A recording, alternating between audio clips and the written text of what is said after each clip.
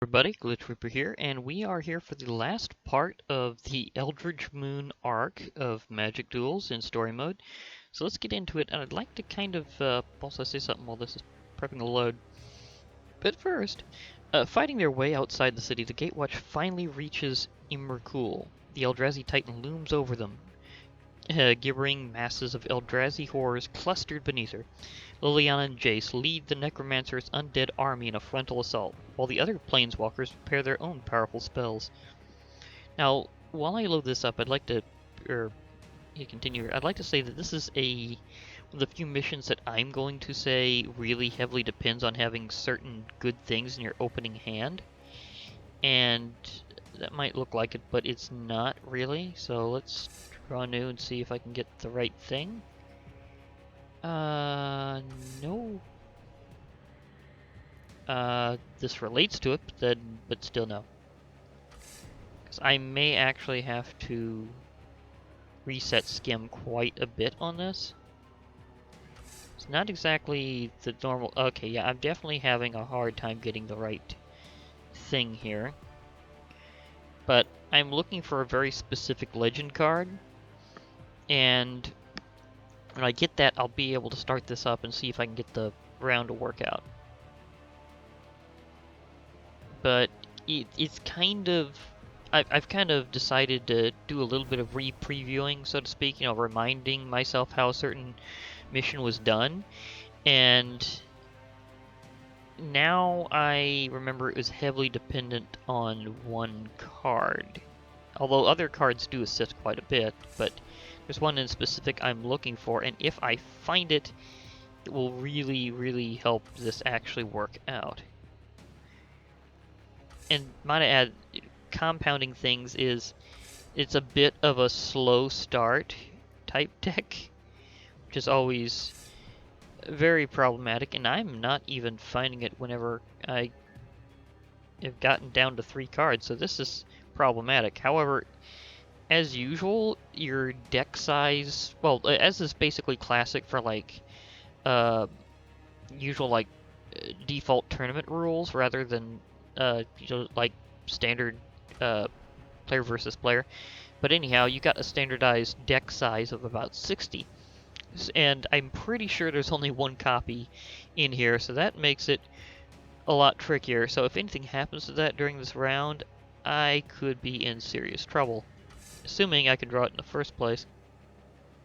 Now, admittedly, having her Planeswalker form really helps.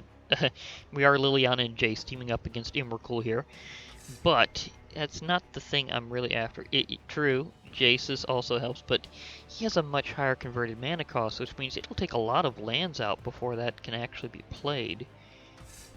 So I'm also rating these as I go in terms of opening hand. Diregraph Colossus is interesting, but the way this one plays out, it's not... I don't think I'm going to be able to use it the way it's really meant to be played. Okay, this is the card that I need, but I don't have enough land cards to really play it. See, so that's a problem. I could, however, see if I get some land in my next turn. Otherwise, I'll have to reset skim again. And normally I won't do this part on camera, but kind of a special exception in terms of explaining why I'm doing this. I need a land like immediately next turn, or I'm gonna have to do so again. Nope. See, this is the problem, is this one's very heavily dependent on that one card. And the card is Gisa and Geralf. At least I think that's how it's pronounced.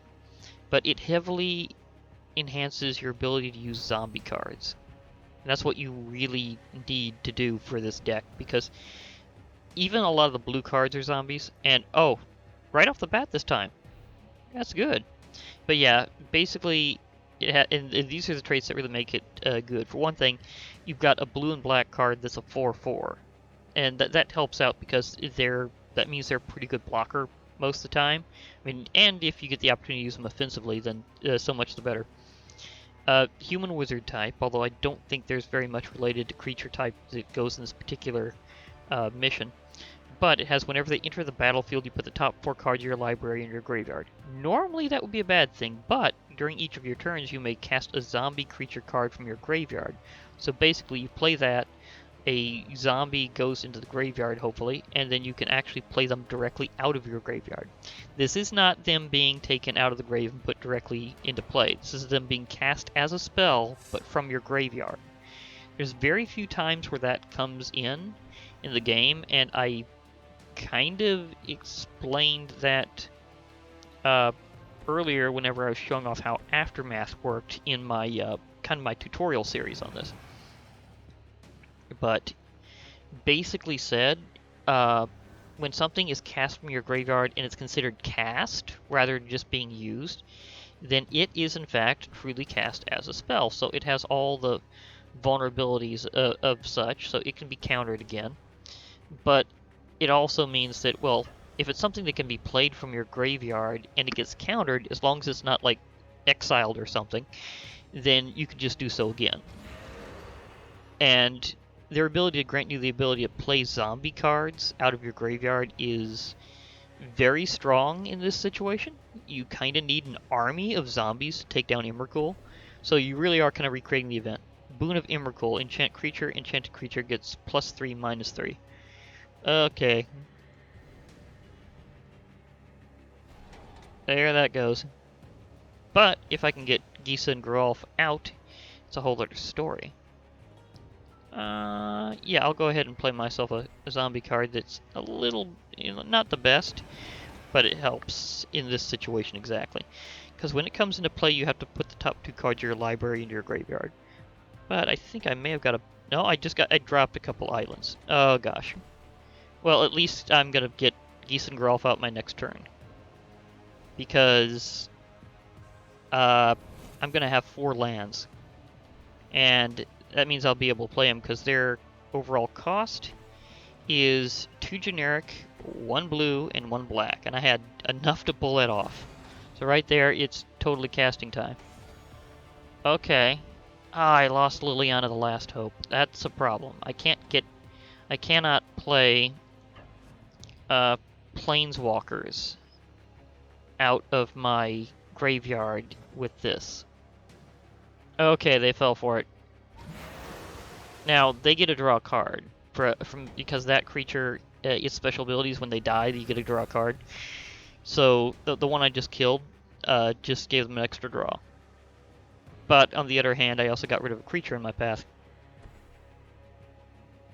Graph Rats, I think I have spotted previously they have the other half of that combo. So that could be a problem. So I have to keep up the pressure. Oh, this is a good one. Dranu Corpse Trawler. Whenever it enters the battlefield, you can put a 2/2 black zombie creature token onto the battlefield.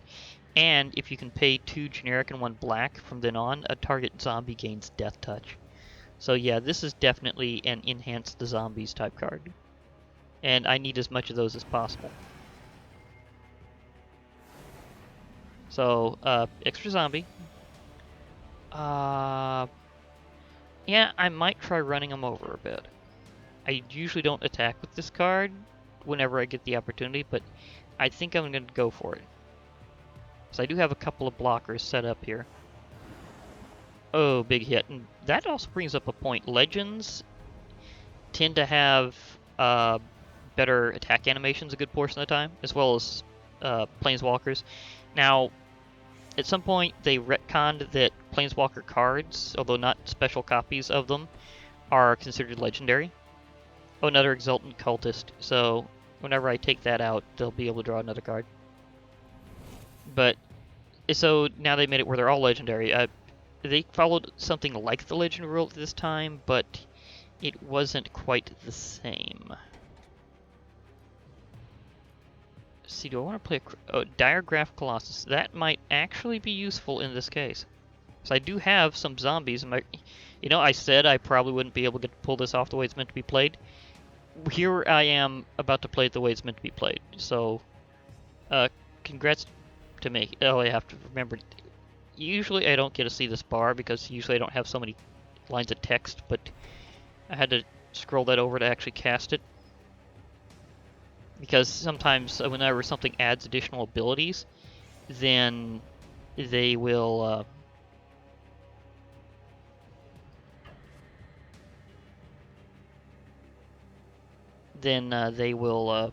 kind of make it more than the card would normally hold in terms of abilities, and that makes it. I'm taking out that half of that meld combo.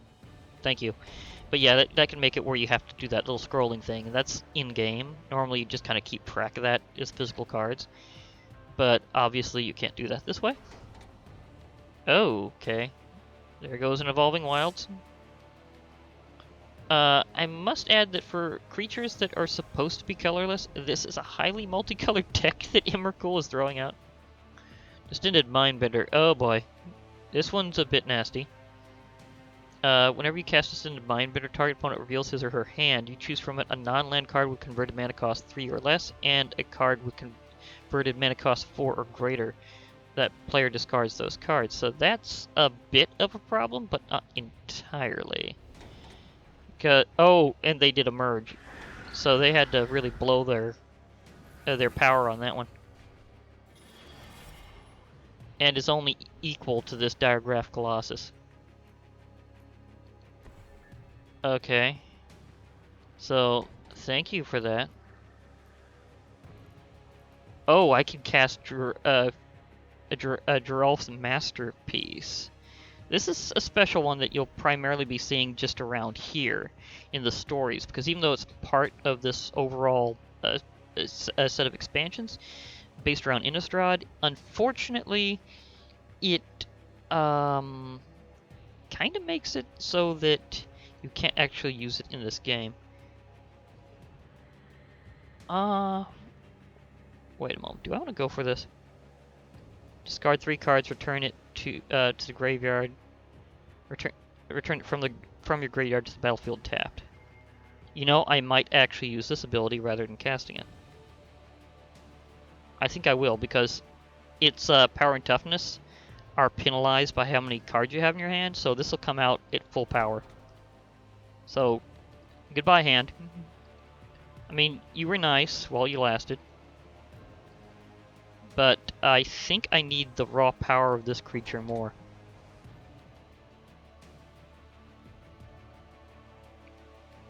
Now on top of that, I can still cast a zombie out of it. So Crypt Breaker, there we go.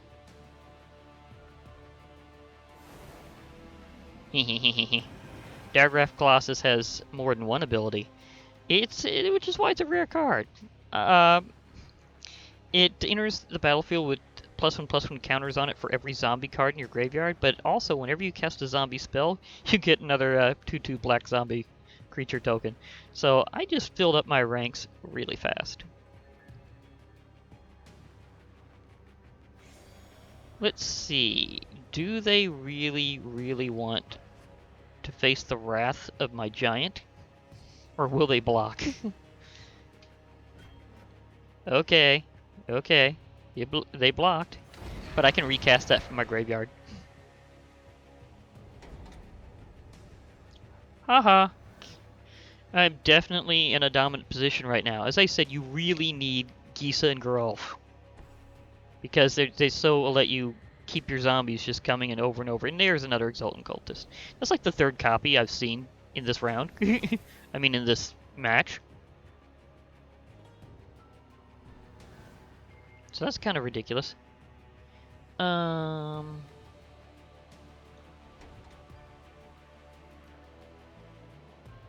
could play Murder, but I think I'd like to recast this Diregraph Colossus, because that was just actually pretty handy in this particular scenario.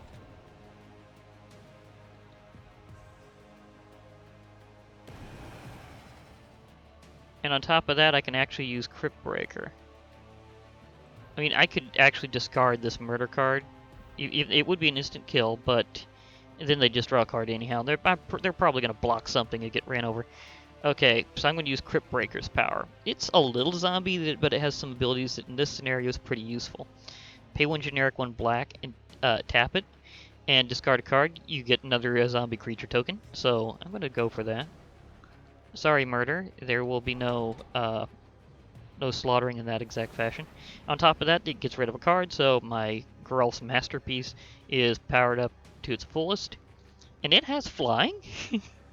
I mean, it's a zombie horror creature with flying. It gets -1/-1 for each card in your hand, but it starts out as 7/7, so if you have no cards in hand, it's a 7/7 flyer. Now, for 5 converted mana cost, that's actually a pretty good deal if you can play it right. So, I kinda had to do that special, but I pulled it off. Okay, I'm gonna attack with a bit of this kind of action here. So I'm gonna have 2 of my stronger ones, and I'm still gonna have a strong blocker because that Diregraph Colossus, that zombie giant, is still pretty hefty. Wonk. Be dragged down to the grave. I saw those zombie hands there. And getting hit by 7 damage with that at full power, that was pretty nasty. And there is a second ability of Crypt Breaker, but I'm probably not going to use it. Basically, if I can tap 3 of my untapped zombies, I can draw a card, but I'll also sacrifice a point of life to do so. I'd rather not do that, even when I've got the upper hand. And this is the other half of that combo I was mentioning. I'm very glad I avoided this thing. I mean, Haste, Menace, 5/6 powers up all of their creatures by +1 and gives them Menace until end of turn whenever it transforms. I mean, seriously. I'm very glad that I dodged that. In terms of getting it at full power. Oh, no. Never mind. They got it into their hands, so I'm going to have to crush that creature. Because whenever it enters the battlefield, they can return a creature card converted mana cost 3 or less from your graveyard to your hand, and that's what their little... Oh. Well, that's just useful. I was going to say, if they can get the rats back in, then it can meld, aka fuse. I'm going to actually use this Cruel Revival, because they're a human rogue, and Cruel Revival has to be used against a non-zombie target creature. It kills them and they can't be regenerated. But you also get to return a target zombie card from your graveyard to your hand, so... Let's see, what do I want out? Crypt Breaker would be okay. Having another one of them, so these Screeching Scabs I'm not as much of a fan of because I'll just be discarding more cards. But anyhow, Cruel Revival. I'm gonna knock you away and take my Crypt Breaker back.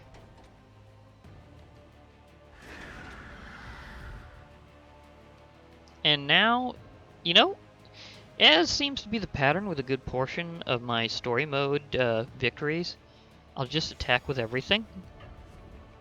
I mean, whenever I'm playing in like any other way, this almost never happens, where I can finish off an opponent by attacking with everything.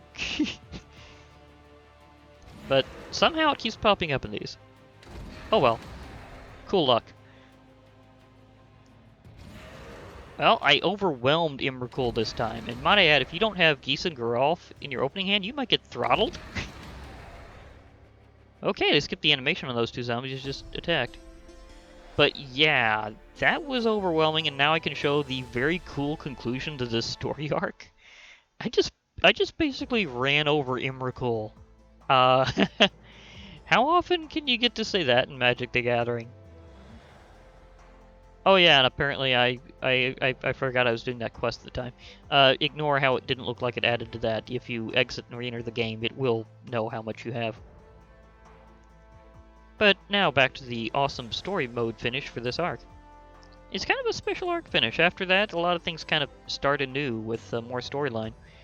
Darn lips. As Avacyn stated long ago, what cannot be destroyed will be bound. Tamiyo and Nissa combine their powers, using Innistrad's mystical silver moon to bind Emrakul herself. Nissa inscribes her glyph onto the lunar surface, while Tamiyo's potent binding magic pulls the Titan into the imprinted moon. A moon made out of silver. There's a lot of mining companies that would love to find a way to get there. So, yeah. You can see them going after Innistrad. There's Nissa's glyph, inscribed on Innistrad's silver moon. That is awesome. Now that's a backdrop. With the binding of Emrakul, the remaining Eldrazi horrors scatter. Exhausted by the toll of the Chain Veil, Liliana finally allows herself to release her undead army to the slumber of death. She has seen the power wielded by the other planeswalkers, perhaps a power strong enough to free her from the Chain Veil's curse. She gives her oath to the Gatewatch, and now 5 planeswalkers stand together to protect the multiverse. But yeah, she's got a powerful artifact that also tends to carry a bit of a downside, and she really may have overtaxed herself using that to supercharge her powers. So she needs a few allies to help have her back. So hence she becomes the 5th planeswalker in the group known as the Gatewatch, and officially you have 1 planeswalker of each color. Gideon Jura with white mana, Liliana Vess with black mana, Chandra Nalaar with red mana, Jace Beleren with blue mana, and Nissa Ravain with green mana. So they have now formed the would be a, it's not exactly a quince, but it's kind of is. But anyhow, the undead finally get to sleep as staying dead. The Eldrazi's most powerful leader is bound into the moon, and while there are some Eldrazi skittering about, they're no longer coordinated, so people can take them down a lot easier. Well, that's it for this part of the arc. Afterwards, we get into some territory afterwards. The Gatewatch has already been formed, and they get to explore the multiverse together and maybe look out for potential problems. So, for now, I'll be signing off. Hear from you all later. Bye for now, everybody, and remember, Friday Night Magic.